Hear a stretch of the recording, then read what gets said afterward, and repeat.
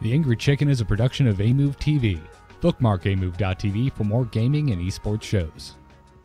The Angry Chicken is directly supported by listeners like you via patreon.com/TAC. Hey everyone! Get in here!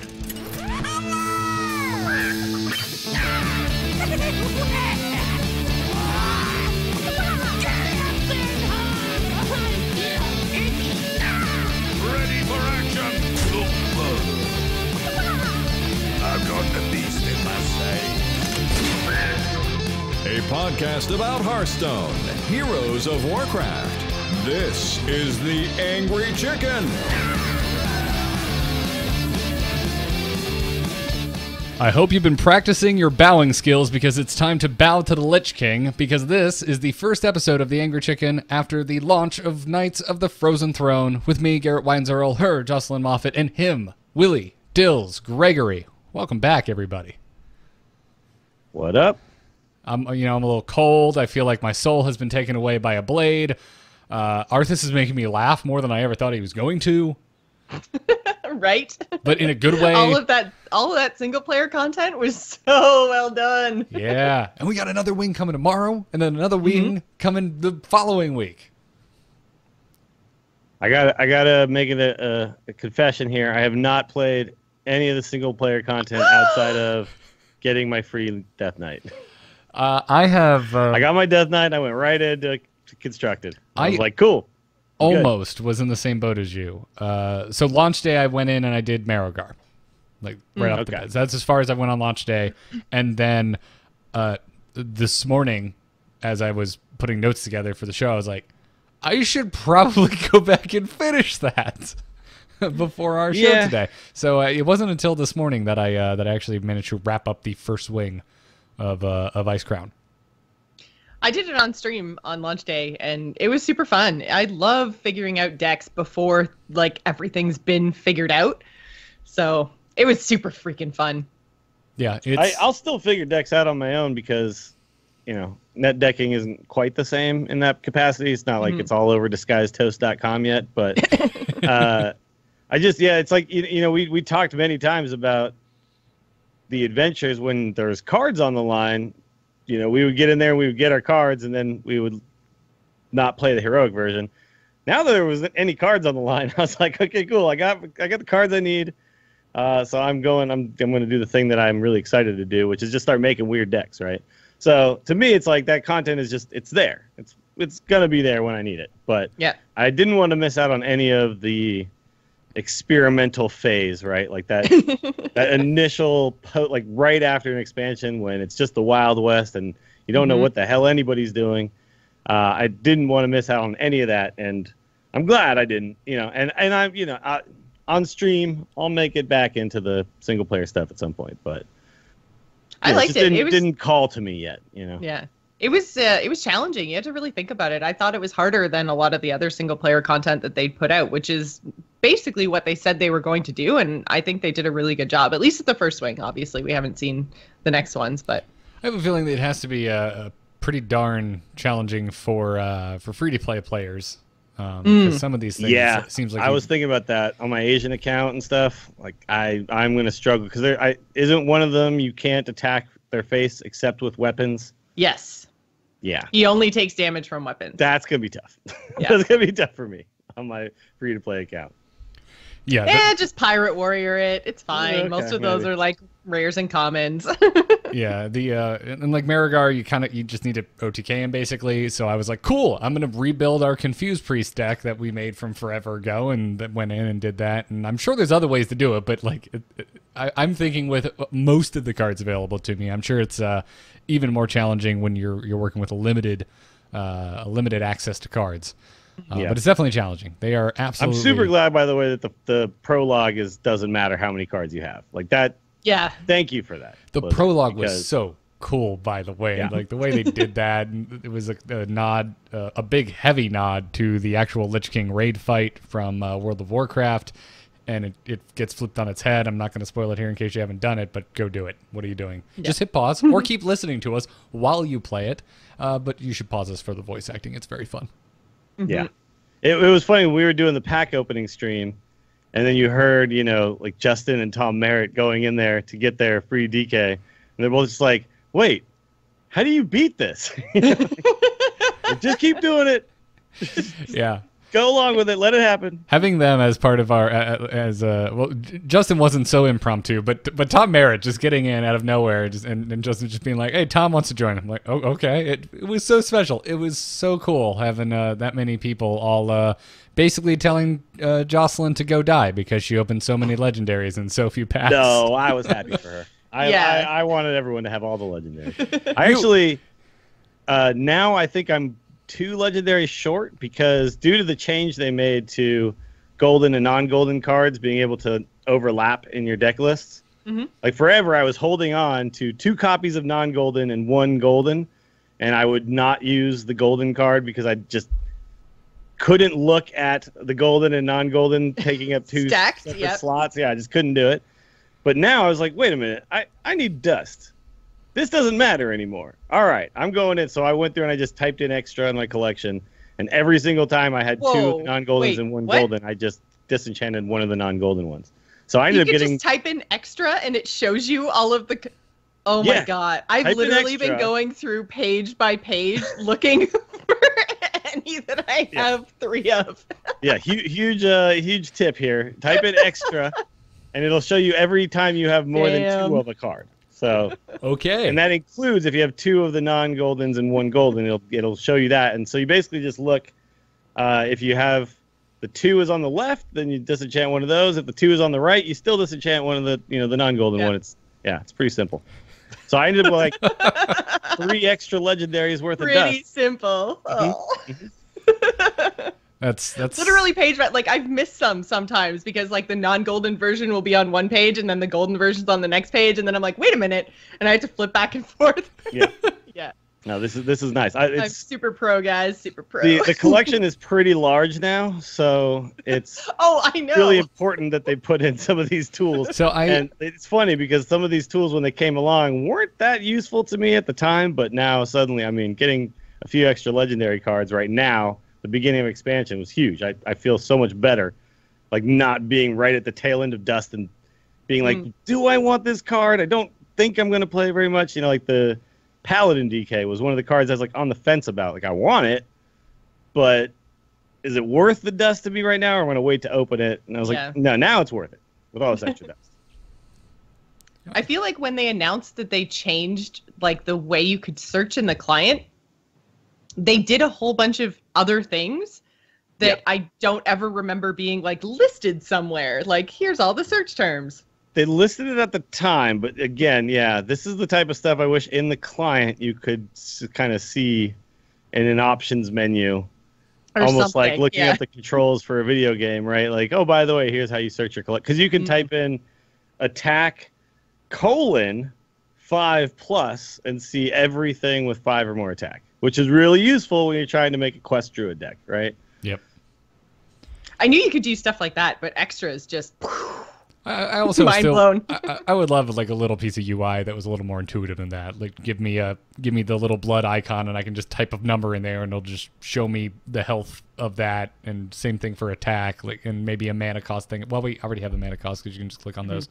But you know what I mean. I think at this point, like, let's get just a little dongle in there, a little UI dongle, where I can do that. Yeah, a little thing easily. I click, it's filters, and then it's similar to say what Hearthstone has. Right? Yes, or I could just throw in a couple filters. Like I want to look at dragons. I want to look at dragons and murlocs. I want to look at dragons and murlocs and beasts. I'm trying to build a curator deck. Yeah, makes sense, right? Yeah, that'd be nice. Wait, you could. Oh, never mind. You can't in the game. You can. Oh, okay. I mean, I guess you could. You could type in dragons and murlocs. Yeah. The same time. Damn. Again, it's out there. It's on the internet. They have a blog post, but it's just not in a place that's obvious for a lot of players. Yeah. Yeah, but anyway, around the table, how has launch been all for you? So Jocelyn, you had the rather insane like packs open to legendaries cracked or turned over. Yeah, I had, I think, 10 legendaries out of 132 packs, which is pretty freaking good. I also had, for the second expansion in a row, multiple legendaries in one pack, which was amazing. Not as good as last time. I didn't get 3, but I did get 2. Nice. Dill's Not complaining, by the way. Not complaining that I didn't get 3. It sounded like complaining during the stream, and that's why I think I told you to go to hell. So, Dills, where did you end up? So I don't remember my exact number. It was something like 8 and 185 packs, which is probably below average, maybe. I don't know. It's actually probably about average. But it was I had enough dust and stuff saved up that I went through and I was able to craft basically all the legendaries that I wanted. I don't have, I think, Putricide, and I don't have the 3 cost prints. I think that's all I'm missing at this point. And I'm fine with that. I was going to say, do you really want that 3 cost No, print? and I actually did craft the 2 cost prints because I really wanted to test him out. And there are a couple of interesting decks that are using him, namely one of the new versions of Zoo. Just plays so many 1-drops that it's okay not to have any other 2-drops because you just play 2 1s on 2, right? So you play a 1-on-1, then you play 2 1s on 2, and then you skip right over him. And sometimes you just draw Prince Keleseth, and then you just have a super buff deck from then on out. So it's actually not bad in that style of deck. So I was just like, I need to feel this and see how it actually is. And then I think really all I'm missing outside of that is a few random epic cards. I had to craft Dead Man's Hand because all these cool, like Arcane Giant Blood Warrior kind of decks started popping up. I was like, I got to do this. But that turned out to be the bigger hurdle for me was epics. Like there's just so many. They're not as they seem to be more powerful in this set. They're not as like out there and crazy as epics seem to have been in the past. Like it used to be most of the things you needed were rare and common, and then you could round out a deck with 2 to 3 legendaries. But now it's just like the whole deck is like epic because they're just amazing, useful cards instead of just way crazy things. Like they used to be the complex cards, right? Yeah. Now they seem to be more like the specialty tech type cards, and then a bunch of the commons are throwaway arena cards, right? That don't really go in anything. So, but there's a bunch of cards that have surprised me in this set, which is very cool. I definitely didn't think Geist was going to be as good as it actually is, but apparently everyone's playing Jade Druid. That just was like the de facto best deck of week number 1, and we're going to talk about it later. So the Geist is super important to be able to counter that deck. Even though it does counter it, it's still like it's one thing we've talked about on the show that I personally hate a lot is the Galaka Crawler style of countering. This is the perfect way to do it. So even when they Geist me, I'm like, well, at least he still paid 6 mana for a 4/6, right? Like it didn't buff every time it killed. It wasn't all of a sudden card. a 6/10 or something. Yeah. So I love the fact that it's a viable card because that is how I want them to be countering things forever. But yeah, that card definitely surprised me. Lich King I think is not as OP as I thought it would be, which is good. And then there was cards like Skelemancer that I didn't really see as being super useful, but have totally, like in my Paladin deck, that is the best 5-drop I could have because I bust that thing down, and then I give it taunt and plus 2/6, and next thing you know, I've got an 8/8 as well. Like it's so damn good. And I love the fact that there's a bunch of surprises. So I've been really having a good time finding those surprises, right? Yeah, the Skelemancer, I'm glad you brought up Skelemancer because the whole if it's your opponent turn death rattle is I'm surprised we didn't see it when we were talking about these cards ahead of time, but it's this weird way for them to let something stay on the board, which is an issue we've been having in constructed Hearthstone for the longest time, is that it's very hard to have a minion-centric game because there's so many different ways to remove minions in this game. And so adding that, it's like, I saw so many Skelemancers this week, and I was very surprised, and it was very effective. I was just like, I'll just ignore it. And like you said, buff after buff comes down on this thing. And it's like, well, now it's bigger than an 8/8, and when it dies, it will drop an 8/8. Wonderful. Yeah, it's kind of a problem now. Oh, and a Stegodon, by the way, comes off of it when it dies too, eventually. Yeah. When it drops a 2/6 with taunt and an 8/8 behind that taunt, that's scary. But one thing it's kind of done, which is really cool, is if you play Magic or other card games where the minion combat is in the hand of the defender and not the attacker, you often come to these situations where where there's board tension, right? And you might, if you watch, I think That's Admirable is the only guy I really hear using this term very often in Hearthstone, but creating board tension, it means that there's a lot of minions on the board, but the combat isn't obvious, and they're kind of both, like, it's like we've set up, we've both like dug our trenches in, and now like something's gotta give to make all of this kind of blow up, right? And that hasn't really been historically a thing in Hearthstone. But then once they introduced, Tar Creeper, stuff like that, that definitely introduced board tension in a real way where it's like, okay, well, I don't want to attack it because it's not really a threat to me, so I just kind of let it live. Scalemancer is like the next logical step in that, where it creates a situation where you then really have to think about how you want to make your attacks rather than just, okay, well, value trade, this one goes face. Now there's a bunch more things to think about, and it's really cool. It's great. It's created a whole new, it's basically a new mechanic. And this, outside of DKs, this set was kind of thought of as a set without a bunch of new mechanics, right? But this truly is, I think. And it's Death Rattle, but it's just a different way to do it. Yeah. Mm-hmm. It's changed the gameplay, which is, to me, more exciting than a new mechanic. Because I will always, forever, and I'm sorry, Grand Tournament, but I'll always use you as the example of how we got new stuff and no one cared because it wasn't good. That's kind of where I'm at.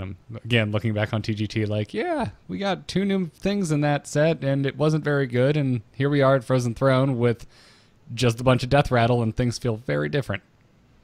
Yeah, the problem that they did with TGT was that Inspire was the center point of that whole thing, right? They just focused so much on it, and it wasn't actually very good. Yeah. And so when you focus on something that kind of sucks, it just makes the whole thing feel like it kind of sucks. So the fact that they were able to just creatively take the existing mechanics that they already had, and honestly, DK hero cards aren't necessarily a new mechanic. We've already had Jiraxis, right? So it's just now introducing it as like, okay, everybody gets something like this. They still found a way to make it all feel very fresh, and that is super cool. That really speaks to where the design team is now as compared to where they were, 3 years ago.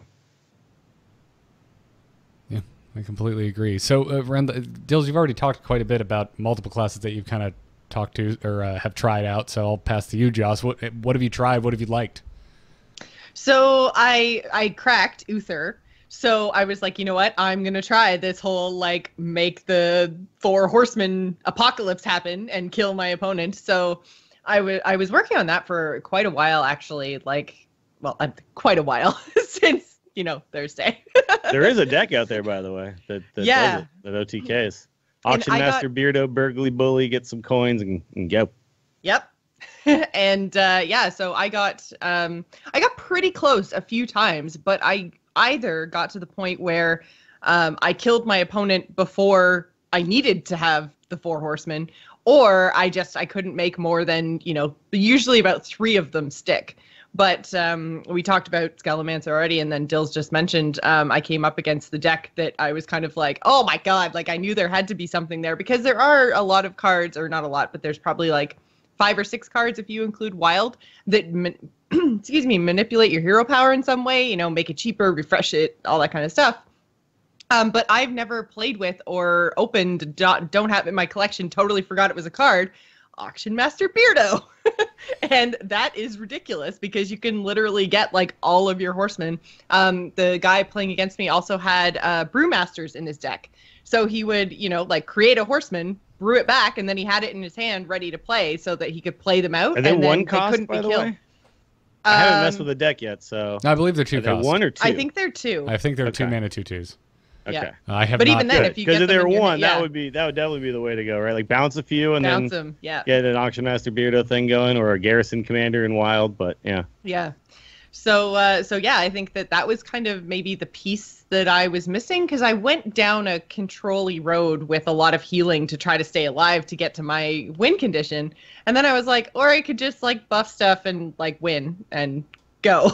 So I was a little bit disappointed in Uther until I saw this crazy Auction Master deck, and I was like, oh, this is a really cool, inventive way to actually make this work. Because I was finding, like, I was going to fatigue. I was going through my whole deck, like, waiting, trying to hero power over and over once a turn. And I was just like, this is just, these games are going way, way, way too long. And this is as much fun as it is to kill my hero or kill my opponent in, you know, like, one shot.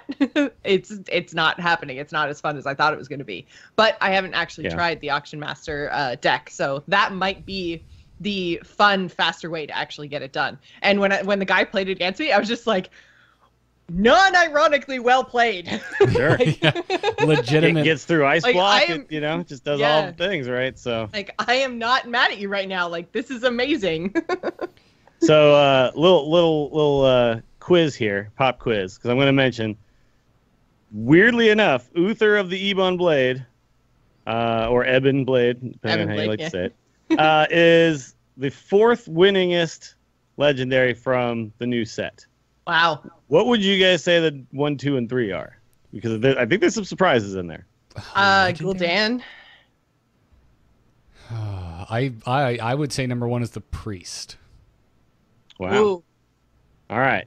Get ready to be shocked. Oh, wait, hang on. Okay. Yeah. Give me some more. No.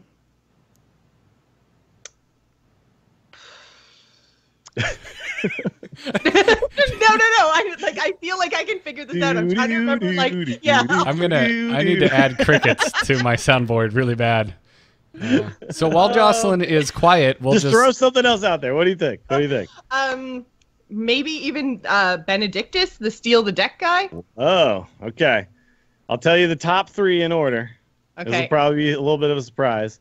Number 1 isn't a surprise to me. Malfurion the Pestilent. That Oh makes my a lot of God, sense. yeah. Yeah, because Druid is just crushing everything right now. And by the way, that card is insane. Suddenly being able to have a 3 damage attack and also Or the 3 two, armor. the two yeah, 1/5s. I thought I was going to use the 1/2s all the time. It actually turns out many times it's the 1/5s just to stall the game a little bit and let me just start hitting your face. Number 2, Thrall Deathseer. Really? And- I haven't yeah. played against that many shots. Oh, I guess you don't. He's for not him in to many be winning- decks. Yeah, Yeah. for him to have a good win rate, he doesn't have to be in a lot of decks. But it's okay, so basically I was the thinking existing popularity deck too. that Yeah. we already saw, and then you just throw Thrall in, and all of a sudden it's like better. Yeah. the saltiest loss I have experienced was because of that card. By the way, Yeah. there was 1 mini left on board, and I'm sitting there. I'm like, if that evolves into Alakir, is the only way I lose this game. And it evolved into Alakir, and I lost that game. And number 3, Bolvar Fireblood. Oh. That's Only the in other one that I was 1% of thinking decks, but Paladin is pretty good, and he's a card that goes. I mean, some of these are good just because the decks that they're going in are already pretty good, right? Like, That now was kind of Furion isn't where- necessarily the thing winning the games, but it helps make Jade Druid a little more consistent. Thrall obviously just makes an existing good deck a little bit better. And Bolvar, you still take, like, the strongest Paladin, I think, right now is Murloc Opener with Bolvar, and then you add, like, Lich King, and you still already have Tyrion, and, you know, your Stonehill Defenders are super sweet. So you have, like, really sweet opener and then awesome late game, right? And then you still have, you know, Spiked Ridge Steed and all that kind of stuff, which was already good. So I think a lot of this isn't necessarily those particular cards. It's just that the decks that they are slotted into are actually pretty sweet already. And then Shadow, I'll say this, Anduin was number 5. So I think Anduin is by itself the strongest of the DK cards. The whole, like, Shadow Word Death the entire board power is insanity by the time that they're actually playing Anduin. Like, the board is full of big dudes. And yeah, I've been wrecked by that so many times because I'm still not used to playing, like, around a lot of these things, and you're not 100% sure what the best time it is for your opponent to play things, or for you to play things, or when things are coming down. And so I'm just like, oh yeah, Jade Druid, suck my 12/12, and then he's just like, shabam, blows up my board. I got all of them, and I'm going to start OTKing you because everyone's playing the Raza version. Yeah. So they're a 0 cost, and they just keep refreshing, and suddenly I even saw you're like, somebody wow, I'm with just a dead, freaking aren't I? Penguin in it, just to get the 0 cost to refresh your hero power. To keep doing Play it? with Wow. penguins. Yeah. It's yeah. flipping All right, a lot of things on its heads. One more question. Yeah? Worst DK. What do you think worst DK? Worst DK. My gut reaction is Warrior. I think Valera. So Garrett's gut is correct. It is Scourge Lord Garrosh, and I think the problem is Control Warrior seems like it should be good, but it just isn't. And then there's that Arcane Giants deck, which could be amazing, but I don't think people have figured the proper deck list out. Valeera is the second worst DK, though, so you weren't far off. Yeah. Although I think Valeera has a lot of promise. It's just the rest of the deck isn't good enough yet, I think. Yeah, if those copies of cards stayed in your hand, she would be disgusting and broken. But because they disappear at the end of your turn, it's too slow, I think, and you can't do what? I thought you were done talking. I'm sorry. Continue. Oh, Finish your that's okay. You can't do like big, super crazy combo things, right? So. My defense is I think it's too hard for people to play correctly. I think over time, when we learn how to use Valeera correctly, that she's going to be one of the most powerful cards in this set. I still believe in Valeera. I think so too. I think right now people are messing around with a bunch of Malagos type things and stuff, and it's probably just a value-driven deck where all your cards you just get to play again, right? So these, really strong things like Vile Spine Slayer, then do it again on the same turn, right? Kill two big things.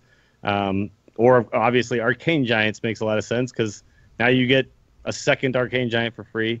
Obviously, it's easier to now make really big Van Cleefs in the late game. I think it's like the deck that people are messing. They can't get away from just Miracle and trying to burst you down and stuff. They need to go more towards a value-oriented control style thing that just once you get Valeera down, every card you play is just so much more powerful because you get another one, right? So. Yeah, that's probably what's going on there. It's just people haven't figured out exactly how to make it work. Yeah.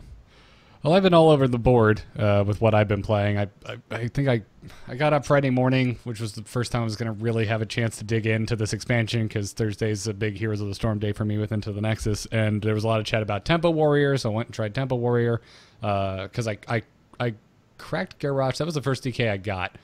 So I figured, sure, why not? Let's go try that. And that was okay. I think I ended with just a straight up 50% win rate with that deck. I think there's still a lot of potential there, but I think it needs to be ironed out. Moved into Hunter because Tice made a really big legend push with a Hunter deck. It worked out horribly for me. I won one game in the sub 15 ranks with that deck. It just bricked so hard, but my god zombies are the most fun I think I've had in a long time in this game. They're so fun. It's just you're just dead. Like they have too much pressure, and you're like, here's a 7-mana 4/6 with taunt and something else, and they're like, yeah, okay, whatever, I'll just kill that and keep hitting your face. Yep. Then I went over. I'll make another, and then they're like, okay, fine. Then I went over to Control Pally, which I really like. Went and broke down and crafted the Uther DK, which I loved. It's worth it just for the damn 5/3 weapon with lifesteal. The thing is solid. Yeah, and just making 2/2s after that instead of 1/1. Well, yeah, you're making 2/2s instead of 1/1s. It's like you don't even have your. Pretty sweet. You don't have to hit your Apocalypse. Like they're just straight up better. Yeah, I really like the Control Pally. I didn't stick with it for very long. I have very, very few games logged with it, but I liked it. It worked out very well for me. It was just shortly after I started screwing on with the Paladin, all of the talk of Jade Druid finally reached my ears, and I was like, well, I was playing Jade before the expansion. Why don't I try Jade with the expansion, which meant I had to go and craft Arthas. Damn, what a shame. I had to go craft Lich King. I'm surprised you didn't have Golden Lich King day one, screw all other decks. Well, I almost did, but then I had the worst legendary haul in the history of my entire Hearthstone existence. Jocelyn, you got 10 in 100 some odd. I got 9 in 220 packs. So well, if it makes you feel better, I have since opened 40 more packs, and I only got Valeera, so... Well, I think that puts me and you. We got about the same percentage, Garrett, but you just opened a few more packs than me. Yeah, you opened about 40 more packs than me. So yeah, like I think you had a little worse, but I also felt like it was just it was rough going. It was, yeah. So at least I got some good ones though. Like I got the ones I did get were pretty solid, and the fact is, getting the free DK really made it so much better. Even if you got kind of a bad haul, it can never be that terrible, right? Yeah. Unless you got Garrosh.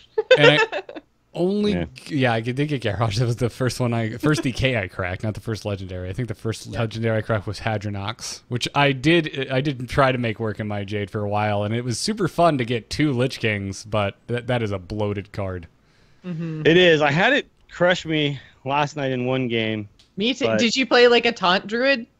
Because I've seen taunt druids going around, and it's disgustingly annoying. But the thing is, I should have won the game if he hadn't just top decked he top decked that card that puts all the 1/5s on the board. I would have had him. Yeah, I would have had him easily. So I think it's still a bad card and a bad deck, but sometimes it'll draw right and it'll be really annoying. Yeah, it's very slow. It feels worth it because you're like, oh my god, 2 Lich Kings, where can I go wrong? But it's just not. It's so unnecessary. Yeah. And by the way, I think Lich King like I said, I think Lich King, while it is a good card, it's not this OP crazy thing that everybody thought it was going to be, because some of the cards you get are, like Ysera, you kind of know. The only thing you're really disappointed with is like the 3/5, right? The Laughing Sister? Which is the Laughing Sister, which is still like a pretty good card, because it's 3 mana, 3/5 that can't be targeted, right? Like, that's a good card. Mm-hmm. But with Lich King, sometimes you get the card where you're like, I can't play this because it's the card that kills everything on the board and then discards a bunch of cards from your deck. Yeah, you're or like I have pulls board your control. top What is 5 this cards or something, and then like Yeah. if they're minions, they get summoned, but then you're like, but my battle cries, and then if they're not minions, they're just burned, and you're just like, Yeah. no. Swing between what's really good and Yeah. not useful at all is so large, I think. Mhm. Whereas So, Ysera, the swing is not that big. Like, Yeah. I'm only playing. And we do have an email about Lich King later on, so we okay, probably cool. don't want to go too much into the value of his cards and stuff. But No, yeah, no, I agree that and Ysera has such a smaller card pool, right? So it's Yes. yeah, like think that 5 makes cards instead of 8. instead of 8, yeah. I'm only playing Lich King in the Jade Druid deck at the moment, and the first 3 times I managed to get Lich King to go off, I got Army of the Dead. So 3 games in a row, Army of the Dead. Not very many cards left in my deck. One of them is a 1 of Jade Idol. I'm like, nope, this is a dead card. Yeah, you're like, I kind of need that card. Yeah. This is a dead card. I don't want to And then geist sometimes myself. you get Shadowmourne and you're like, or Frostmourne and you're like, what up? So that gotten card it is yet. just so damn broken. But yeah, I think we all overestimated Lich King a little bit, and a lot of people still think it's like the end all be all of cards. But the other thing about it too is it just has so many counters, right? Whereas Ysera, how do you counter Ysera? You Yeah. can't Big Game Hunter it, can't Black Knight it. You And can if you're- silence it, it's still a 4/12. And if you're Yeah. a priest, Hunter's you're really Mark, boned. quality. Yeah. And yeah, Yes. priests. We're priests. You could, or you can mind control it if you're a priest, but yeah, it's like But you have to it's be- a lot tougher to answer. And You have Lich to be King is running just mind control easier. in the first place.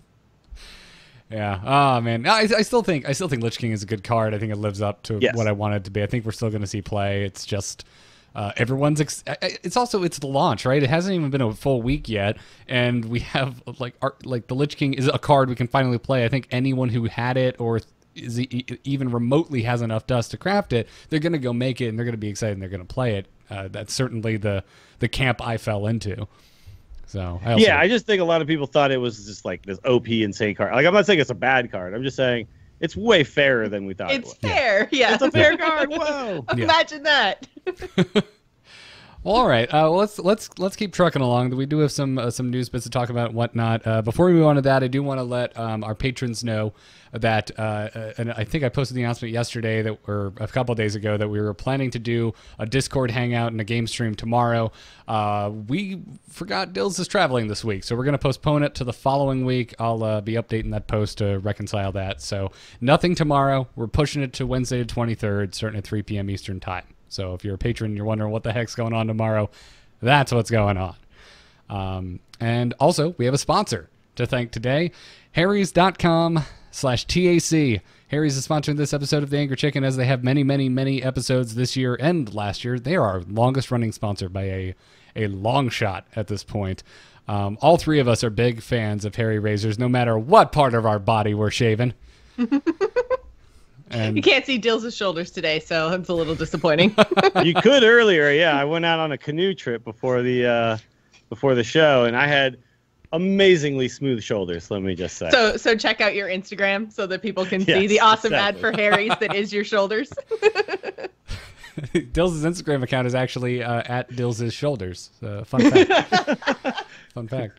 I'll start that Instagram account at Dills' Smooth Shoulders. Yeah. But Harry's seriously, they make fantastic blades to shave with. I just got rid of my nasty neck beard this morning. And Harry's is so confident in the quality of their blades that they want you to try their most popular trial set for free. Comes with a razor handle, a 5-blade cartridge, and a shaving gel. It is free when you sign up. All you have to do is pay for shipping, and you can redeem that offer by going to harrys.com/TAC right now. And that'll let them know that the Angry Chicken sent you. You'll get a nice shave, and you'll be supporting the Angry Chicken in the process. So what's not to like? We thank them for their support.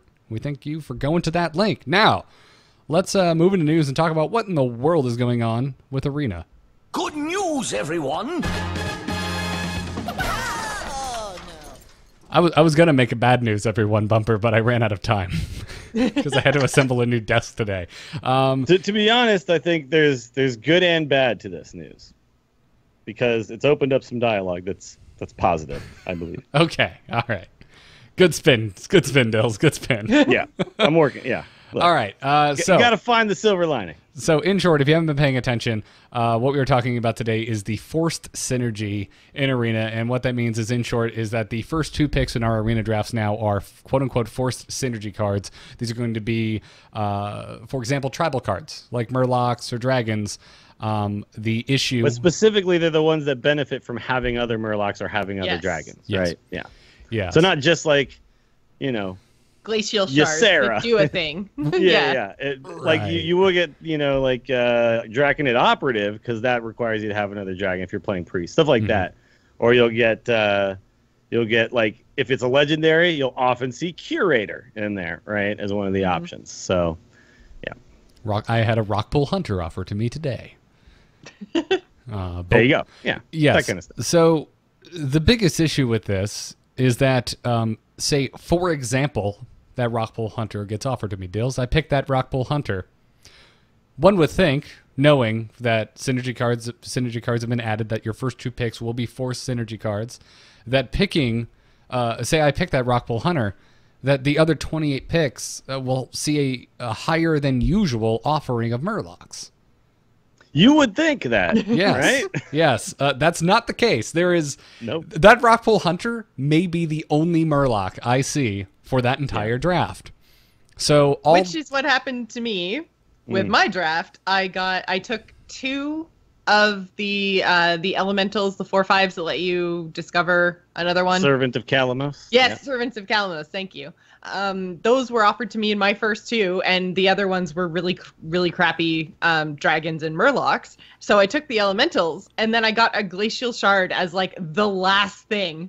I was like, okay, that kind of sucks. Yeah.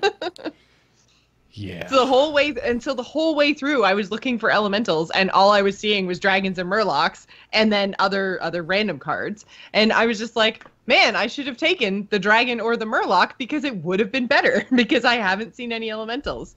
And it's frustrating because then you have a very specific goal in mind. At least this is how I felt. Is that based on the synergy cards I was offered and then chose, then I was actively looking for them as opposed to just like trying to build the best Arena deck that I could build. So then every single time when the 3 cards popped up and there were no elementals, I was like, it was like a letdown instead of a like, oh, that would be a great Arena card. So it feels like it just made the whole draft experience like that much worse You're for also, me anyways. You're also kind of, I think, I'm not even sure if you noticed that you're doing this. You're also kind of talking about another issue that's brought up by this, is that even if you were seeing elementals, it might be tricking you or trapping you into making bad picks just because it is an elemental. Yeah, you pick an elemental over a card that would have been better because you've already now been forced down this path, right? Mm-hmm. Yeah. So the problem too is that the pool of cards that they've chosen to be these first 2 are like some of them are just god awful, and some of them are like, okay, well that's okay, right? But sometimes like Devilsaur Egg is in this pool of cards, which is supposed to then send you down a path of death rattle-y stuff or buff my own stuff, or that's kind of the synergy they're looking for, right? Yeah. But that's so dangerous because that's super specific to something like Servant of Calamos. I feel like I'm reliably going to get at least a couple of elementals. But am I going to And reliably get they are Defender tagged Vargas? as elementals, right? So I would have, at worst, taking 2 of them, activated 1 of them, hopefully. Sure. Or, and then like there's things like if you're playing Druid, sometimes they'll give you like a Jade card, or they'll give you like a Menagerie Warden or something like that, and that's supposed to send you down a Beast Path and all this kind of stuff. But then, like we said at the beginning, the fact that it doesn't up that percentage, if they just did that and then they up the percentage, this might work a whole lot better. But they just didn't do that. That's kind of because we talked about like Arena and Synergy and building decks months ago. I can't even remember when exactly, but it was a while ago now. And that was the kind of the thing that we said. It would be nice if you got to the point where you did have any of these cards that were flagged as Synergy, not necessarily that they were offered to you right at the beginning, but if I get a dragon card as, card number 5, then if there was coding in the background to then offer me more dragons to give me the choice of Synergy, that would be great. That's the kind of learning background coding we were looking for in Arena, and they didn't do that at all to the last 28 picks of your deck. So yeah, that's the way it could work. I don't want to say should, because I don't play Arena enough to really have a strong opinion, I think. But yeah, I don't think there's a perfect answer here. Yeah. Unfortunately, if you're gonna try to introduce more Synergy into Arena, I don't think there's a perfect way to do it. It's Arena is really and Limited in general. If you play any Limited and other card games, is a format that doesn't inherently just can reward Synergy, or doesn't offer Synergy as like a main reason to be playing it, or a centerpiece of why you're doing it, right? It's more of like doing something cool with what you got, right? And finding Synergy miraculously feels very rewarding when it happens, but forcing Synergy and then, like you said, Jocelyn, every pick feeling like a letdown just does the opposite of what they're trying to do here. I would poke at that just a little bit. I would say at its base level, that's limited formats in most other card games. But I've certainly played limited formats in Magic with weighted card packs for but that's a different thing, because that's like if they, like what we talked about, if they up the offering, if you pick, because one of the cards is Blubber Baron that they offer at the beginning, which rewards you for getting lots of Battlecry minions, right?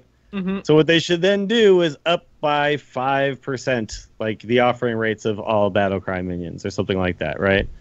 Or ensure that you get it offered at least 5 Battlecry minions. But like you said, Joss, I had Blaze Caller as like one of my first offerings, and then literally not a single elemental offered to me the entire rest of the draft. And so now I have a 7-mana 6/6 that does nothing, right? That's terrible. I actually had a very pleasant Arena draft today, because I haven't drafted since the patch. So knowing we were going to talk about this, I went and I drafted, and I had a very pleasant Warlock draft. I ended up getting Kazakus offered to me as one of my first 2 picks. And well, see, now that just requires you. That's an easy one. Just don't pick.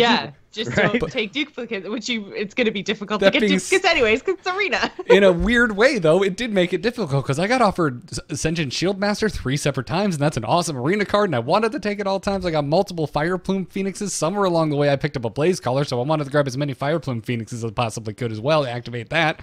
And the whole time I'm just like, I kind of want to draft the way that I think they want me to, which is not picking multiples of good cards just to try. But at the same time, I think I ended up with 2 Fire Plumes and 2 Senjins, and I still managed to activate Kazakus most of the time. But I know this is not the experience that most Arena players are having. Yeah. And the issue, too, is like there are cards that are easier to synergize with, like a Kazakus, because you can end up with 2 Fire Plume Phoenixes and still be mostly okay, right? But if you get offered Finja and no other Murlocs, then you've just got a 5-mana 2/4, right? And you can't wait for it to get better like you can with Kazakus, right? So it's a problem, and the pool of cards they've chosen is a bit of a problem. So, but I will say this, like I think that before we get to like a Dwakta's post and Ben Brode's response and all that kind of stuff, which I think is like the conversation that came out of it, which started negatively but maybe ended up positively. I do want to say that I'm glad that they are trying stuff, because I don't think Arena is perfect, right? And so, keep trying stuff, but just when it doesn't work out, let's not force it down our throats for the next 5 months, right? I think it's pretty unanimous at this point that most people don't like this system. So, or at least it's not implemented correctly, right? And another thing too is the difference between a guy who gets offered the elementals at the beginning and then no more, and then the other guy who gets tons of elemental synergy offered throughout their thing. That's just, now they instantly have like an amazing deck, and you instantly just have like a 28 card deck, right? And you're hoping you can somehow win with it. That's bad. So, question: would it be better to have your synergy cards presented to you at the end instead of the beginning? Like, if you went through 28 picks and you just picked your best arena deck, and then at the end they were like, okay, here's a dragon, a murloc, and a pirate, go. And then you could say, all right, the dragon fits or the murloc fits or whatever. So would just switching it to the end of your draft as opposed to the beginning of your draft, would that feel better? No, it would only feel better if they had some sort of algorithm in there to make sure that the synergy picks offered actually did synergize with something you had already picked. So just offering the synergy picks later, this still has the same general effect of I'm picking 28 cards before them.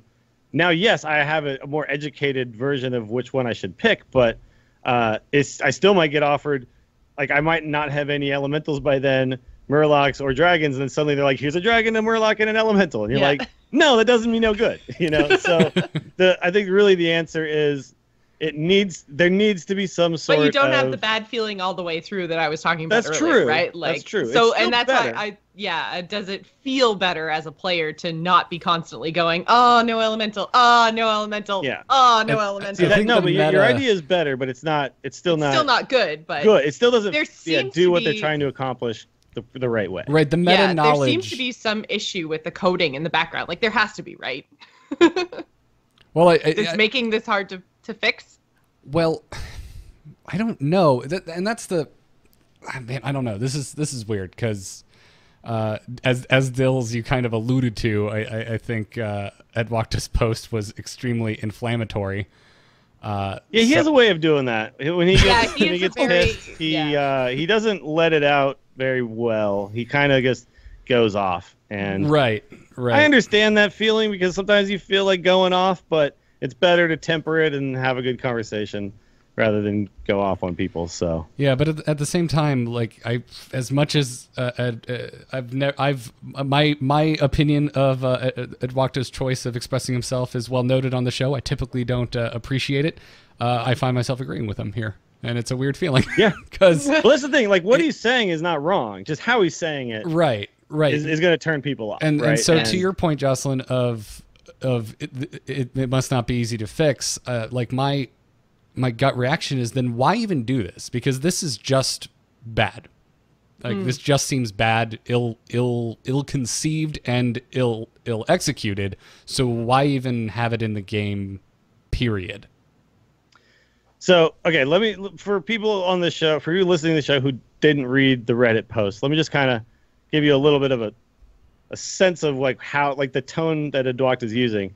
At one point he says something like, we do not his entire post is arena players deserve better, right? And he's very defensive about arena players, and I get it because I think they've felt neglected for a long time, and now they feel like they're being just kind of treated like they don't really matter as much, like they can just kind of do whatever they want. So what he said was like, we do not deserve to be experimented on with severely underdeveloped ideas.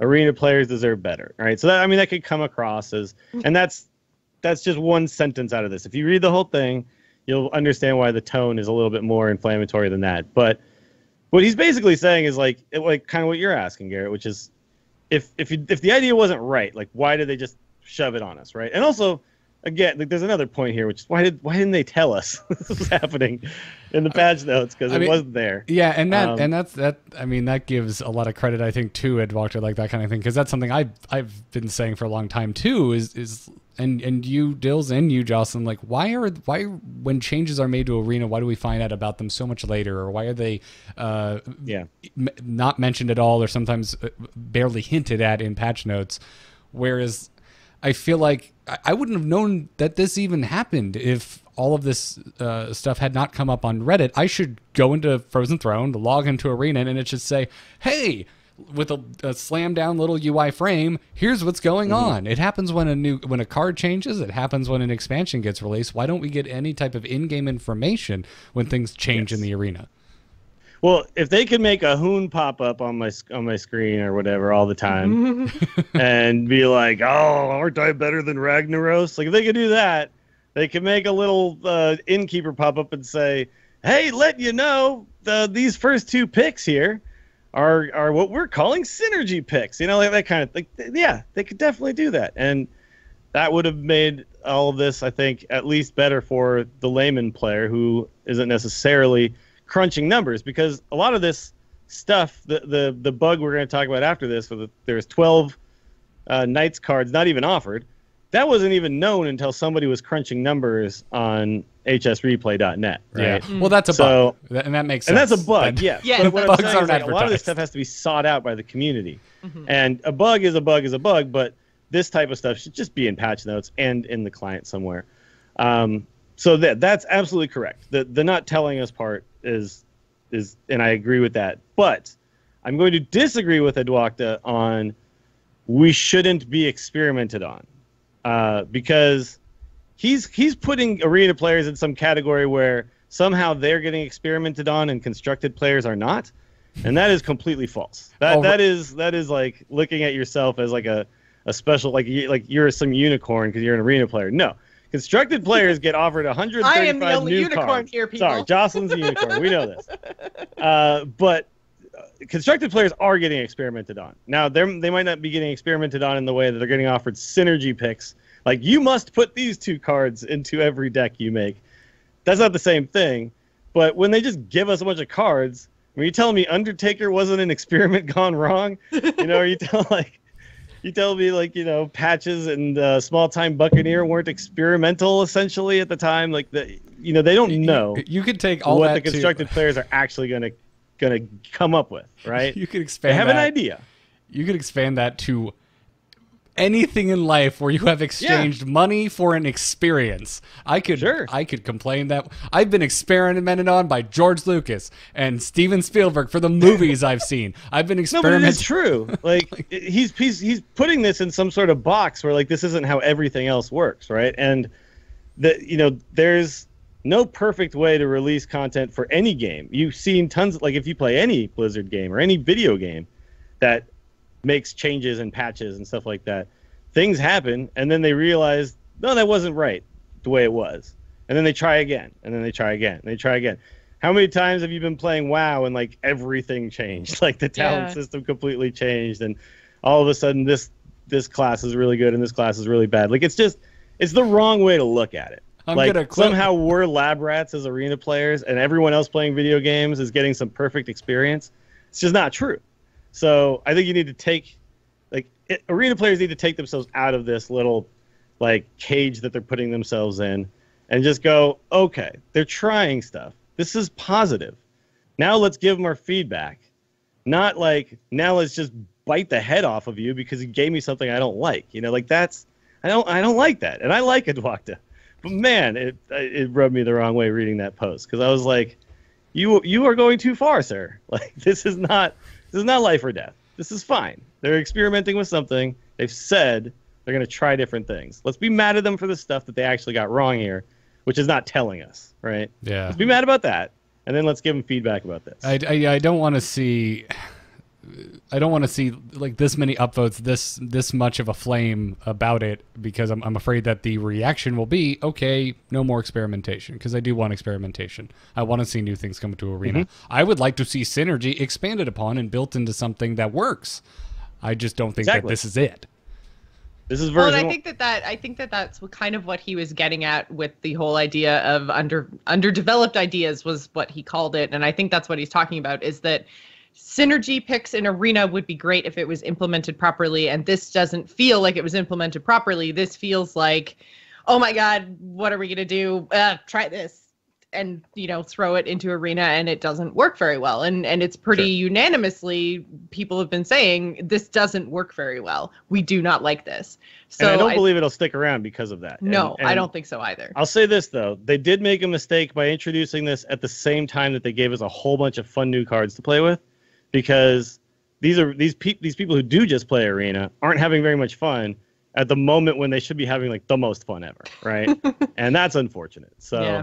Yeah, I they didn't should get probably offered experiment very in many. the middle of expansions, not Yeah. the beginning. Yeah, I didn't get any Frozen Throne cards, I don't think. I think I got. Oh, that's a offered- lie. I got the Geist. I got the Skulking Geist.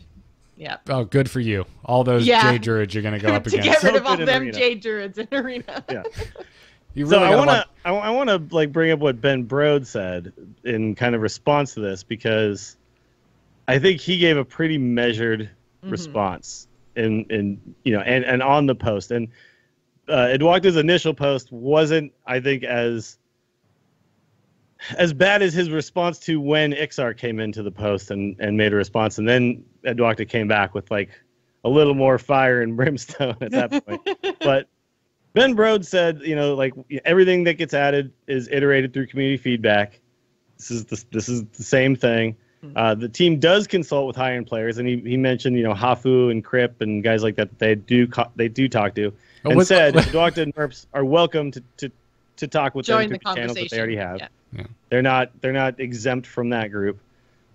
He believes mixing up arena is a good thing. They like the idea of the synergy picks because it makes players feel like they can be more clever.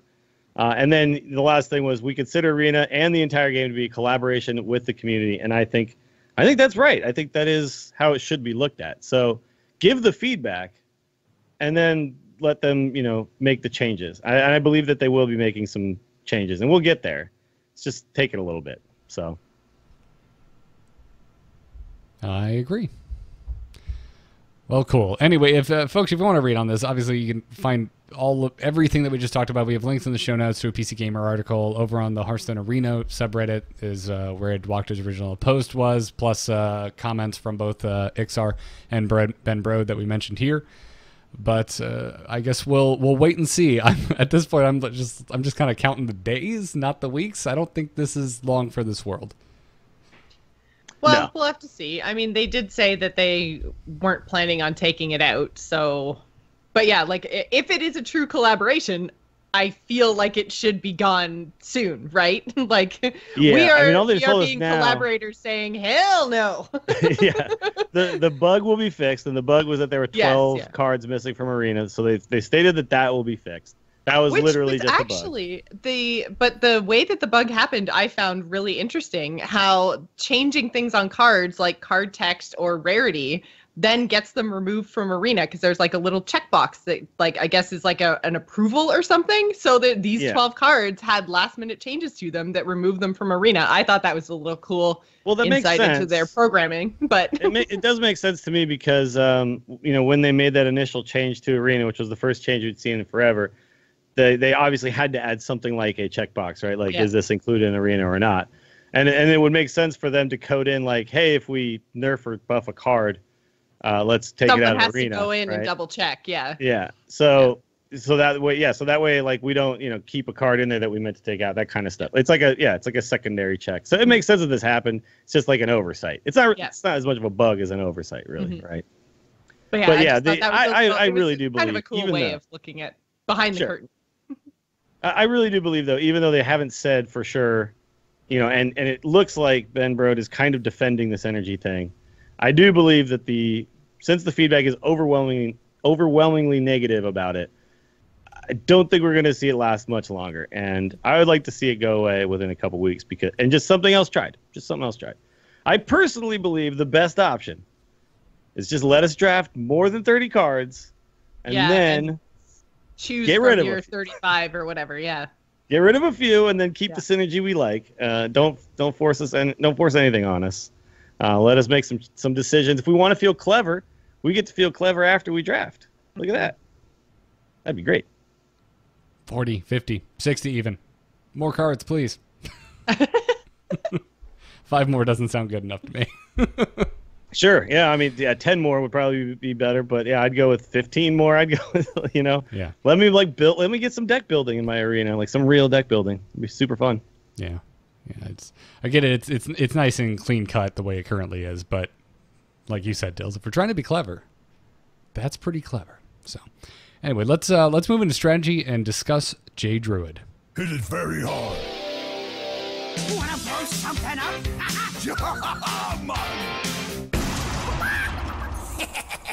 Time to pay! Right off the bat, if you're watching the video version or looking at the first link in our show notes, we would like to slap an asterisk on this. Slap an asterisk. That there are many different versions of Jade Druid running around right now, and this is by no means the end-all, be-all list for Jade Druid.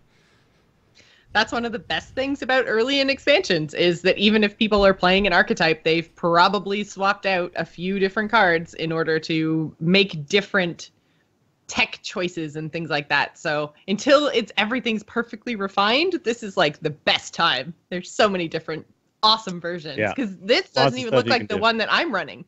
So it's crazy. Well, the list that we have on display was just pulled from thisguystoast.com, and Mr. Yagoot was the one who built this exact version. But it's fairly basic. There's not a lot of like teching and stuff going on in here. So, and also he got to Legend rank 3. So it's like, okay, we know at least this version works for someone like Mr. Yagoot. That being said, I took his version and then I've iterated on it quite a bit. So I believe the code that you posted in chat, which is also in our show notes, is the version that I've landed upon after playing the deck about 20 or so games. And I have about a 70% win rate with the version that I ended up with, right? So we know that version works too. But I think it's really just the Jade Druid shell with a couple of the new cards. It's just pretty good, right? You can probably tech however you feel best, and you'll still be okay in most cases. But for instance, I put in Spreading Plague, so I have 2 copies of Spreading Plague in my deck, and holy hell, it's so good! It's just stupid annoying to deal with for the other person.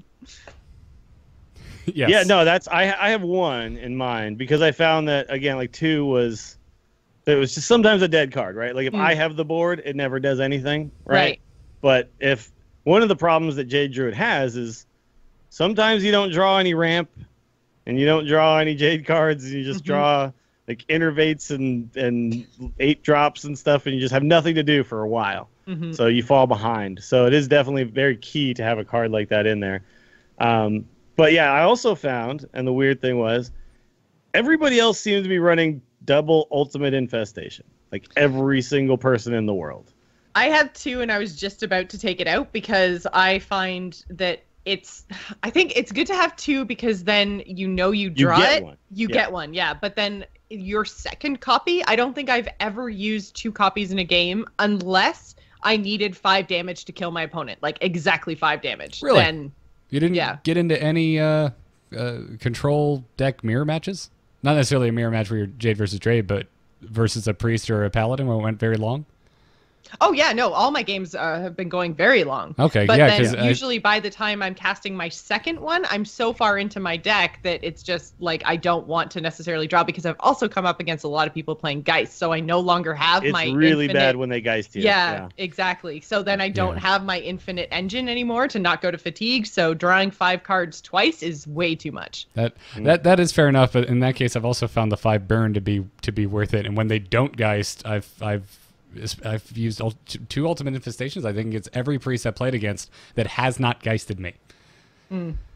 Yeah, well, so the reason why I took one out is I had many times where I had both in my hand, and first of all, to cast the first one, you need to empty your hand. You need you have to have 5 cards with it being one of them, right? And or less, or else you're gonna overdraw, right? And when I had 2. You know what card is really hard to get out of your hand to make room to cast Ultimate Infestation? Is the other Ultimate Infestation. So it was just so hard to get to that 5-card threshold all of a sudden, especially because the rest of the deck is really heavy.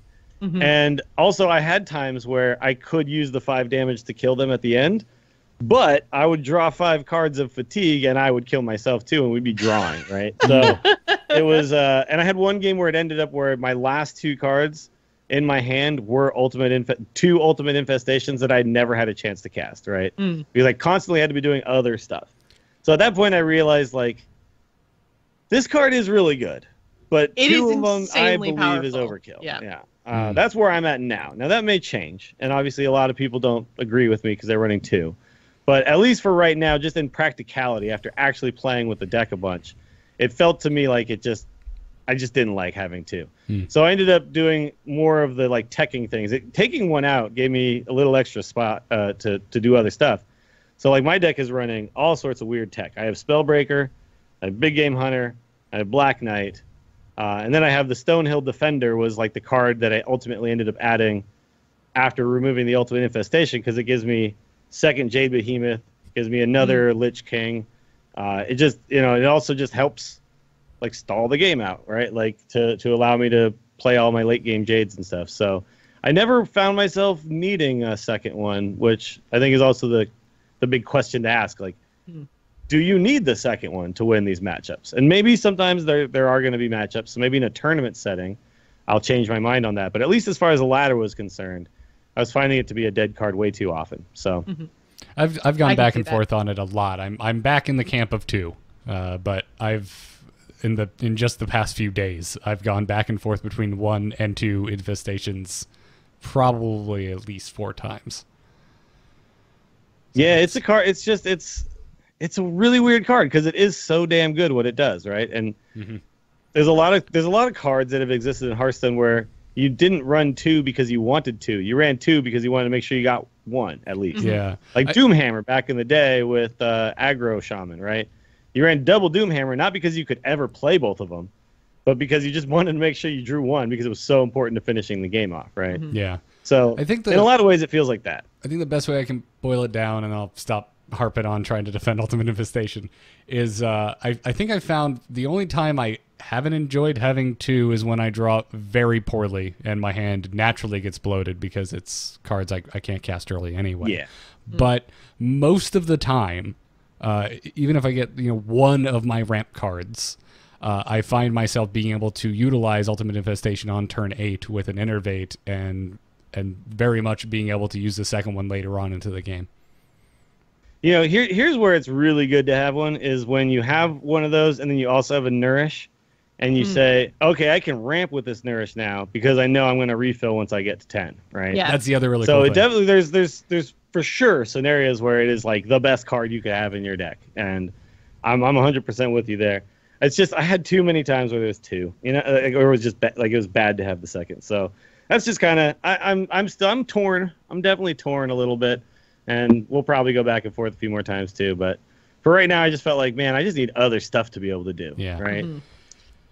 Yeah. But Well, and I feel like specifically if you're taking out one Ultimate Infestation to put in something like a Black Knight or like a Silence, I feel like there's a lot of times in games where now that priests have that Obsidian statue and other Lich Kings and just there's so many cards that get played on the opposite side of the board that I'm just like, oh man, I wish I had a Silence. Like I just need it to not do the thing that it's doing. And yeah, without that, even like the 5 damage from the Ultimate Infestation isn't enough to deal with a lot of those threats. So Sure. So I found that there's the reason we're talking about this deck, by the way, is it is by far the most popular deck on ladder right now. According to HS Replay, it has the highest win rate of any deck right now, at about 64%. I've heard people saying, that they're running. I mean, I said I was getting 70% with it. I've heard people saying like I just never lose with this deck, but I ran into so many mirror matchups with it that I found like if I could silence their Aya and deny 1 Jade, that could be like the biggest difference between winning and losing that mirror matchup, right? So Spellbreaker has just become like such an important tech card, and like I said, Lich King. Now I can all of my tech cards kill Lich King, right? Like Big Game Hunter, Black Knight, and silencing Lich King is better than just leaving it there. So yeah, it's kind of fun to have these tech options in a very strong shell. I'm hoping that Jade Druid doesn't kind of just continue to dominate forever, though, because my God, the mirror matchup is a slogfest. It is just back and forth for like 20 minutes. that being said, though, I mean, I think I've played almost 20 games with the Jade Druid as well, and my opponents have been 20% Druid, 20% Shaman, 16% Paladin. Like, there's still a pretty good spread. I've played against every class. The only one I haven't seen too much of is Mage, which is kind of a good thing. I was getting really sick of playing against mages. So I'm glad that got shaken up a bit, but I feel like there's still lots of people experimenting with lots of different stuff. Like I don't think Jade Druid is like the new pirate warrior. Everyone's just playing it. It's definitely most popular, and I've had, like I said, well, actually the same number of games against Druid as I have against Shaman. So it's popular, but I don't think it's overwhelming yet. So I'm happy with that. I hope it doesn't get to the point where it is just the best deck, period. Well, there's another good version of Druid right now too. So I think a lot of people are feeling like there's just Druid everywhere, because there's kind of like a tokeny type Druid thing that people are still playing. So yeah, and then of course there's people probably messing with Taunt Druid. Oh my God, Taunt Druid's so just disgustingly obnoxious. Very playable right now. And yeah, I think last night I played over 50% Druids on my stream, which was just kind of nuts. But it's, this is for people who are looking for something that's strong right now, that haven't, that are messing around and they listen to the show and they're trying to figure out what's going to be good. This is the first deck that's emerged as like the top of the ladder. I'm sure as weeks come, there is going to be something that dethrones it.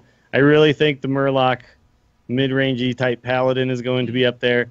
I think once people figure out the build for it, Quest Mage is going to be really good.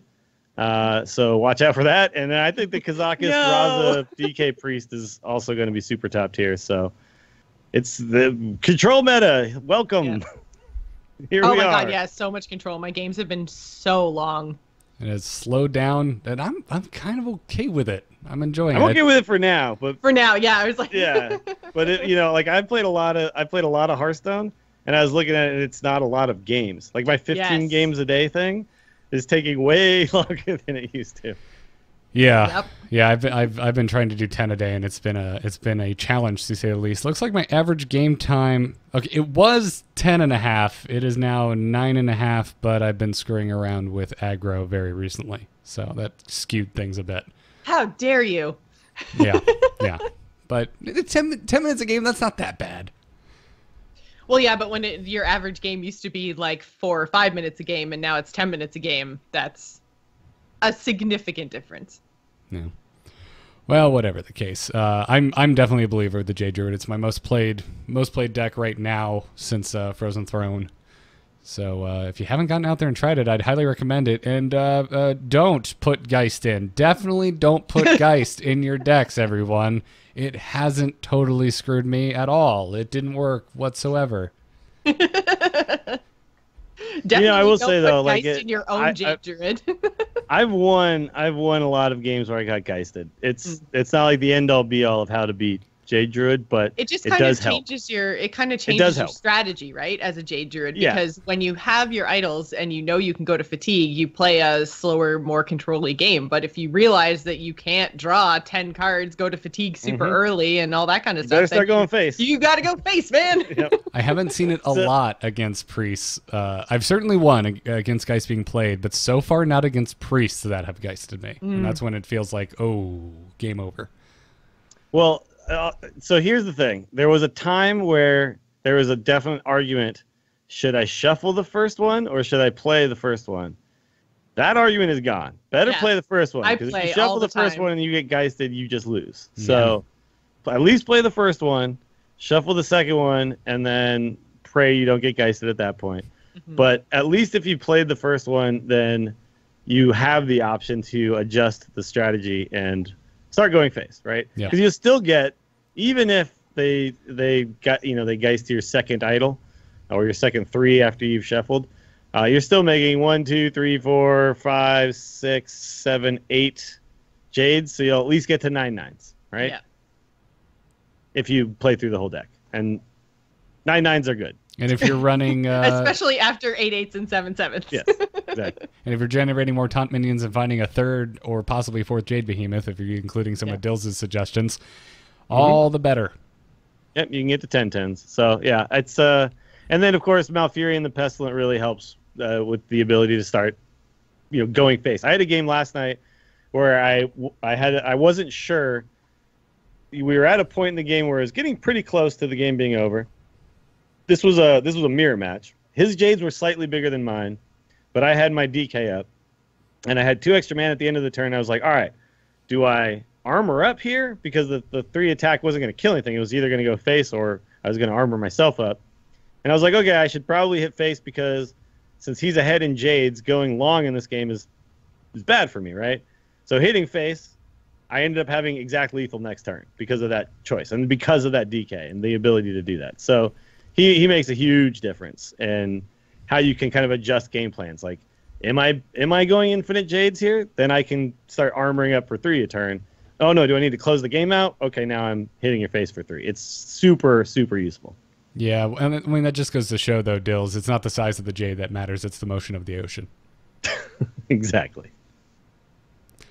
And on that note, let's thank our patrons over at patreon.com/TAC who are paying us for bad jokes like that one just then.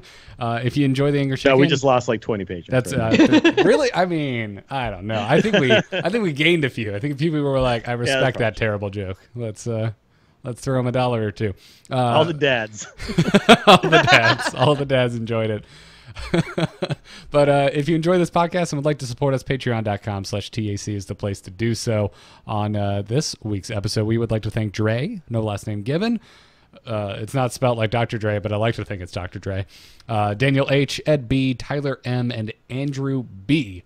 Thank you all so very much for supporting the show. And we'd also like to remind you that we have a new goal, which is our very next goal. And if we hit it, Raven, the Hearthstone caster extraordinaire, will be joining the Angry Chicken as a recurring monthly guest host. And we are not that far away from that goal, so go check it out if that sounds like a voice you would like lended to this here podcast.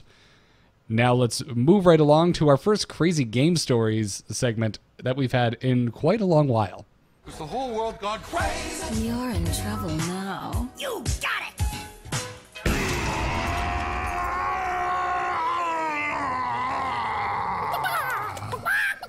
I'd like to remind everyone out there, you can send your crazy game stories and emails to tacpodcast@gmail.com. Nate writes in and says, "Greeting, cuckoo enthusiasts." I almost wrote that as Cocoa, and I was like, Cocoa Puffs aren't my all-time favorite cereal. But Nate says, "I was playing a seemingly standard demon handlock deck versus a quest priest. He probably assumed that I was a standard handlock with a finisher of Blood Reaver Gul'dan. However, dude, it's been like 3 days. No one's saying standard Blood Reaver Gul'dan, but whatever the case is. He says, however, I had an ace up my sleeve, or 3, to be more specific.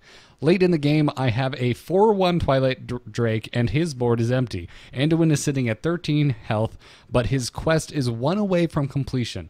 To his surprise, I Doomsayer, ensuring the doom of my own Drake and killing nothing of his. He plays a Crystalline Oracle to finish his quest, then ends his turn. After a snide greeting, I play Howlfiend, Treachery, and then Spreading Madness. From the effects of the spell, he discards 4 cards, one of which was Amara, and another was Shadow Reaper Anduin. When the shock settled, my opponent conceded. I probably should take the combo out to improve my deck, but not before I can do it again. Love the podcast. Keep up the great work." Holy crap. Hell yeah.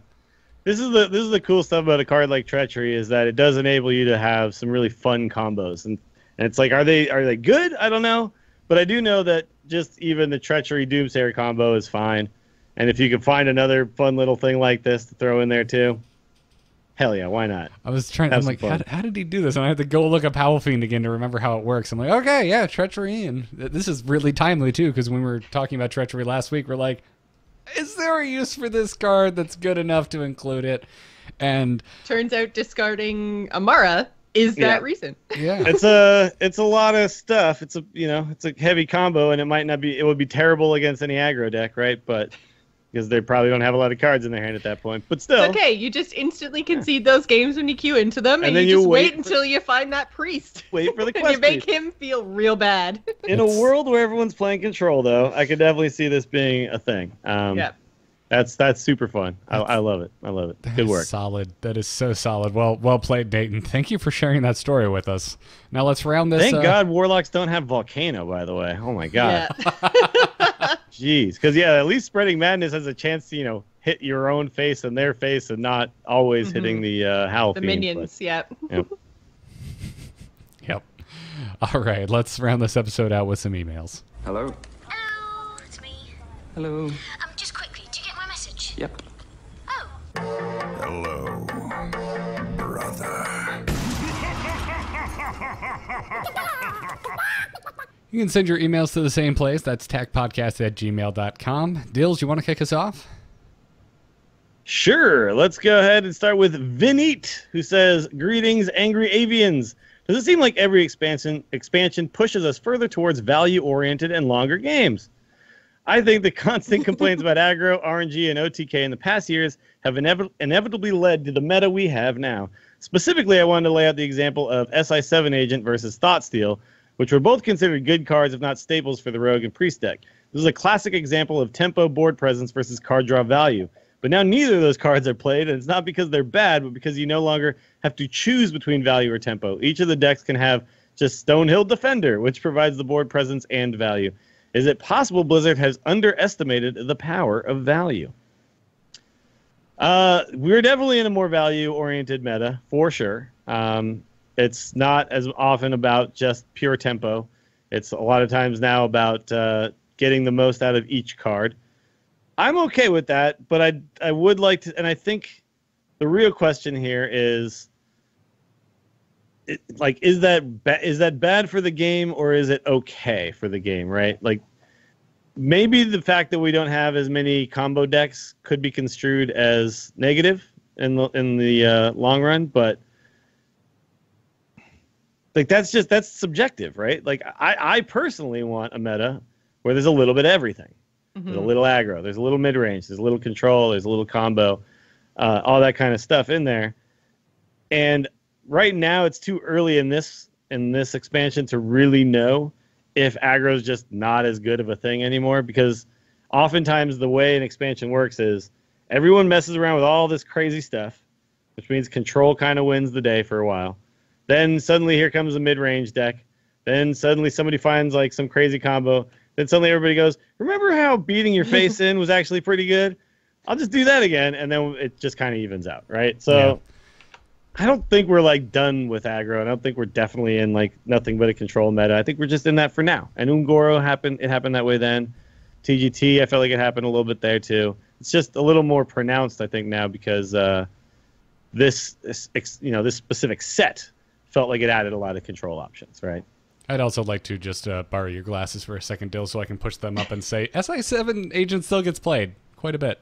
It does actually, yeah. No, totally. Yeah. And Thoughtsteel gets played in the Kazakus Raza version. I was gonna say in your milkshake. I thought you were gonna say milkshake too. Well, yeah, it's like definitely yes, in the milkshake. we know. We know Dills. Yeah. But but it is true. Like that's not a bad example that he used, because it is true. Like one is a pure like tempo card really, and the other is a pure value card. So, and maybe they both got pushed out. But I would say like rogues don't play Stonehill Defender, right? Priests don't play Stonehill Defender, so like you play Stonehill Defender in the classes that have really good class specific. But actually, I have seen Priests playing Stonehill Defender now. Well, now Obsidian, bro, statue thingy, yeah. Obsidian, and plus, Obsidian statue thingy. But yeah, no, because they're also playing the Kazakus one of versions, right? So one Stonehill Defender makes perfect sense, and then they have two of those freaking statues. Well, they also get one off of their free from Amber too, so they get 3. Yeah, and then they dissolve and they get 3 more. Yeah, and it's really annoying. and everyone can get Lich King. Yeah. Stonehill Defender. Good card. Long and the short of it is just Stonehill Defender. Play it. I dig. Josh, so I mean, yeah, you're right. You're right that we're moving more towards a value-oriented everything. But I think it's just the ebb and flow. I think it's the ebb and flow more than anything else. Mm-hmm. I agree. And it's too early right now, I think, to be having this discussion. We don't really know how the dust is going to settle in the long run for Frozen Throne. And I thought it was pretty healthy throughout the whole life of Ungoro. Yeah. Yeah, it definitely did start out more control heavy, and then it eventually people were like, "Oh, pirates are still, kind of the best thing." No, we just all realized all the quests were borked except for 2 of them, and then 1 of them. Sure. And then aggro actually got even better. Way to beat Quest Rogue, so aggro. But then aggro got even better after Quest Rogue, because then everybody started to try to play their mid range and control again, and then people were like, "Well, aggro's good against this too." So. Yes, exactly. And by the way, like, Ungoro's over. We have hit the end of just Ungoro's stretch. What a great damn expansion. I've seen some people tweeting at us and random emails popping up here and there like, all right, Ungoro's over. Best expansion ever. I'm like, yeah, well, until Frozen Throne proves otherwise, yes. Yeah, definitely. It was yeah, and we might look back at the end of Frozen Throne and think that Ungoro was still better. It's very possible. I mean, Ungoro does benefit from the fact that a lot of the powerful cards that we were using rotated out, though, which Frozen Throne doesn't benefit from that. Like, there are a lot of very good cards in Ungoro that are still there. If Ungoro was magically not there anymore, then, you know, Lich King cards might have more space and everything else, and then we might feel the same about Lich King that we feel about Ungoro, but... Yeah, so it does have the advantage, but I like this expansion so far. Oh, absolutely. Oh, I love it. This year is interesting too, because this is the first time we're having an expansion followed up by an expansion in the middle of summer. You know, last year I think we'd all agree that Old Gods was the best expansion of the entire year, and it was in the exact same position as Ungoro. It's following the first ever standard rotation at the time. So I think the first expansion of the year will always have a leg up on the competition because of that. But we'll see. Old Gods still got long in the tooth towards the end, and I don't really think Ungoro did. Yeah. Well, Josh, you want to take us home with a final email? Sure, this one comes to us from Stalwart. It says, "Hey, hot chicks! I'm very excited for the new expansion, and especially the recently revealed cards of Lich King and Arthas. I think Death Knight cards are very well designed and going to be a lot of fun to play with. However, I hate to bring this up. We will be receiving these powerful game-changing cards at random. How much is this going to hurt Hearthstone's reputation as a competitive esport? There are 8 different Death Knight cards with a variety of mana cost, for a lot of variety in mana cost and effect. Very hard to predict what you will receive or what your opponent has. Does the wide variety help it or hurt it?" So this is the conversation that we kind of started to get into a little bit earlier. And Dills, I think you had some good points, but just the fact that there's 8 cards, especially when you're comparing it to a card like Ysera, the pool is really big when you're talking about random effects, and the effects of the cards are pretty far apart in terms of things that they do. Like stealing a minion from your opponent's deck, to a weapon that resummons things it kills, to, you know, summoning all the minions on the top of your deck and burning your spells, to destroying everything. Like, there's a very wide variety of effects. So what do you guys think of in terms of like competitive esports? Do you think Lich King is even going to see play in competitive esports, or is it not as powerful as we thought? I think it will absolutely see play in competitive esports. I think it's arguable whether more cards makes it better or worse. I would argue it makes it worse because there's more variance in the cards you're going to get compared to something like Ysera. And I think we've already seen now, I think Stalwart sent this in before launch. Yes, this came before launch, yeah. Yeah. So I want to be fair to Stalwart here, who... We just haven't had emails in literally like a month, so... Yeah, no, I'm not complaining. I tried to grab some good ones. I'm trying to give Stalwart full... in August. I'm trying to give Stalwart full props where I say, well, now that we've actually had a chance to play with Lich King in the game, it's not the end of the world. There are very many ways to deal with Lich King. A lot of the tech options that Dills discussed during our Jade Druid segment. But they do still get that one card, right? Well, right. Because, absolutely. And if you're me, you get the damn discard 5 cards and you're playing Jade, and it's the scariest thing you could possibly do if you only have one Jade Idol left in your deck. So it's just a dead card. So all I did was play an 8/8 with taunt in all honesty. But I don't know. I feel there being 8 compared to the 6 options of Ysera, it just gives me a wider variance, and I don't know what the heck I'm going to get. And I would make the Ben Brode argument that this increases the skill required because you're going to have to adapt to an unknown quantity. I think more than like say a Ragnaros, this increases skill, right? Like on Ragnaros which is side like though? Like of the person playing against the Lich King or the person playing both as the Lich King? Oh, both. Okay. Both. Yeah. Like Ragnaros is literally like where this 8 damage goes just decides the game, right? And the opponent will have to play around 8 potential possibilities, and then can maybe make some educated guesses on what they think it is based on how things play out the next few turns. The person who plays the Lich King is going to have to decide whether this card is worth the drawback, if it is one of the cards worth the drawback, or then how to proceed now that they've gotten a little unlucky. But it's not just, hey, I hit your face and won, or I hit your minion and we didn't win, like which was... That I think was like the type of RNG that's bad. Like a range is good. This is like why poker is such a skill-based game is that it's not like, sometimes it's like I get kings and you get aces and we both flip them over and oh crap, I'm going to lose because you had aces. And that's, like they call it a cooler because there's just nothing both players could have done, right? And that's kind of what Ragnaros is like. I play it and then both players take their hand off the wheel and see what happens.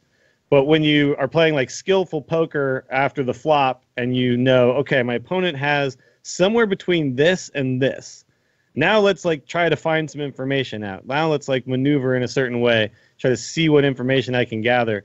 That's a little closer to what a card like Lich King, I think, introduces. So I think it's actually going to be a higher skill cap with a card like this. Like, this is the type of RNG that I like being introduced. And yes, it's still RNG.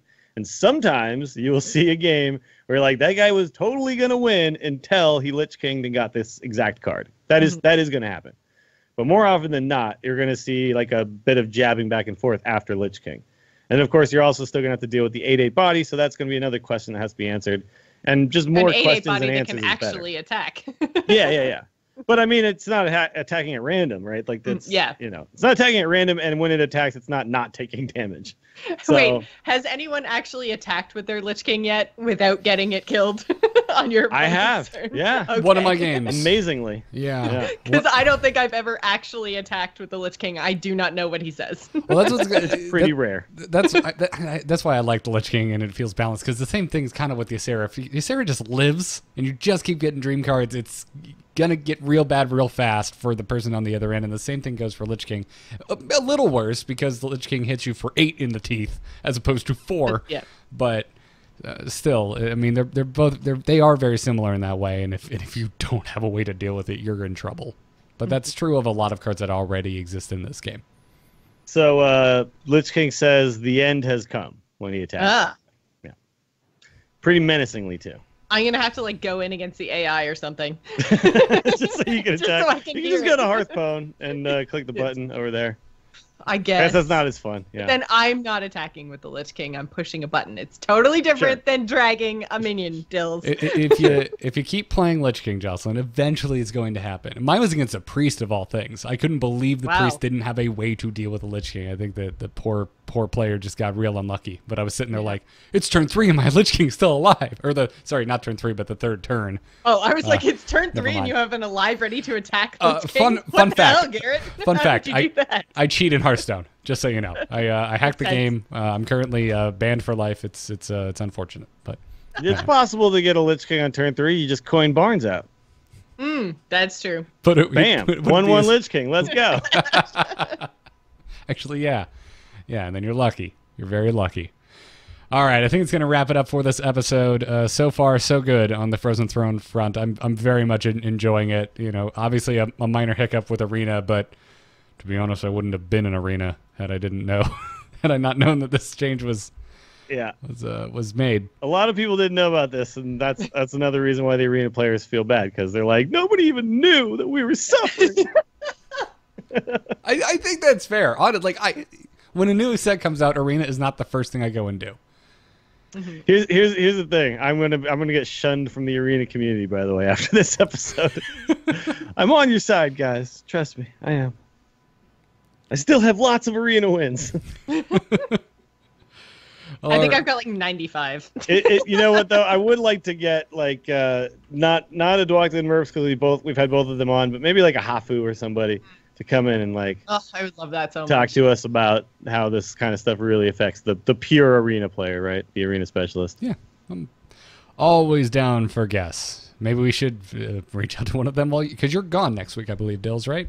That's right. See if I can flag. Be a good time. See if I can flag down a guest, and then you can feed me a bunch of Arena questions because I know you'll be sitting there yelling at your headphones. Yeah, the whole I was time. like, is this really the good idea? Not having Dills here for the Arena show, because I don't think that's a good idea. No, it's just they replace me, so then you guys, that'd be fine. Right. We just bring someone in who might even play more Arena than Dills. It's fine. Oh, they all play more than me. Yeah. Yeah. So anyways, that's going to wrap it up for this episode. Thank you all so much for listening. Thanks again to our patrons over at patreon.com/TAC. Shout out to our producers, Declan H., Peter Williams, Michael N., Sean C., and Johnny S. We have swag for the Angry Chicken. Check out our shirts over at shirts.amove.tv and our glassware, cups, mugs, stuff like that over at etched twitch.tv/amove.tv. Follow the show on Twitter @TAC Podcast, and catch us live Tuesdays at 4 p.m. Eastern on twitch.tv/amovetv. Around the table, Dills, you're doing Hearthstone stuff all over the place. Where can folks find you? Check out me on Twitter. I'm at Willie Dills. Stream is twitch.tv/Willie Dills. Lots and lots of Hearthstone coming up. Although I would like Garrett had said, I will be out of town, so expect the streams to be a little intermittent for this coming weekend. But once I get back, they'll be back on basically every evening, and we're just kind of experimenting with all the new fun stuff. So come along and join me. I'm not going to be try-harding. I'm going to be try-funning, I guess, or whatever. I'm going to be try-softing. I don't know what you call it, but I just Try-softing? Why does that sound perverse? It sounds so bad. Why does it sound so perverse? But it shouldn't. I know what's wrong with that? Try-softing. I don't know. It just sounds like I have a really, really bad, really dirty picture in my head right now. Well, that's in your own head, Josh. On Your head ABC on the News tonight, try softing and how to find out if your kids are doing it. Oh God. But you'll see me playing fun decks most of the time. So if you like that's something you like watching, come check me out. Fantastic. Going off the rails. Jocelyn, how about yourself? I apologize. You can find me on Twitter and Twitch. I'm at JossPlays. You can find me right here on twitch.tv/amovetv at 8 p.m. on Wednesday nights doing my general gaming podcast called The Gamers In. And you can find me over on twitch.tv/JossPlays. Tonight we're doing an episode of Slaying Demons. We are going to be talking about how to deal with all of the anger and negativity and stress and fear in the news. Oh, God. Here's an idea. Fun show, guys. Fun show. Here's an idea. Are you read up? Do you feel like you have a decent idea what's going on in the world? Turn the news off. It's okay. You can turn the news off. It's very fine. true. It's fine. Yeah, folks, I'm on Twitter at Garrett Art. 2 R's and 2 T's in Garrett. I would assume most folks know how many R's and T's are in art. Everything else I do can be found at amove.tv, including my Heroes of the Storm show, Into the Nexus, and my seasonal show, Embrace the Spoilers, with Jocelyn, where at the moment we are spoiling Season 7 of Game of Thrones, which gets updated every Monday. So go search for Embrace the Spoilers wherever podcasts can be found and subscribe to that. That's going to wrap it up for this episode. Don't forget to check out harrys.com/TAC, where you can get a free trial set of awesome razors to shave your face or shoulders or legs or toes. I don't know. Maybe you're like me and you have some hairy toes. Check it out. You get a free trial set. We thank them for supporting us. We thank you all for listening. And until next week, not only good luck and have fun in your games, but as always, job's done. Job's done. Job's done. Yes!